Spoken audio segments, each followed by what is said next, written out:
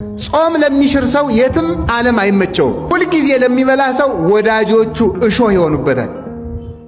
የተሰማራበት ሜዳ ሁሉ እሾህ ይሆንበታል። ቢያስተዳድር የሚቀበለው የለም፣ የሚገዛለት አገኙ። ቢያገባ ትዳሩ ይበተንበታል፣ ይናጋል። ቢነግድ ገንዘቡ አይበረክትለትም። ዘመዶቹ ጠላት ይሆናሉ፣ ወዳጆቹ ይክዱታል። ዓለም በሙሉ እሾህ፣ የበላው ደዌ ይሆንበታል። መኝታው ሁሉ እሾህ ይሆናል፣ ቤቱ እሾህ ይሆናል። ሀገር ሁሉ ለሱ የማይመች ይሆናል። ምድር እሾህ ትሁንብህ ማለት ያየኸው፣ የሰማኸው፣ የረገጥከው፣ የጨበጥከው ሁሉ አይመችህ ማለት ነው። ጾም ለሚሽር ሰው የትም ዓለም አይመቸውም። ዓለም ሁሉ ለሱ እሾህ ትሆንበታለች። የትም ተቀምጦ ተመችቶት አይቀመጥም፣ ተመችቶት አይተኛም፣ ተመችቶት አይውልም፣ ተመችቶት አያድርም ማለት ነው። ስለዚህ የነካው ሁሉ እሾህ የሚሆንበት የትም ሂዶ ተሰዶ የሚመጣ ማለት ነው።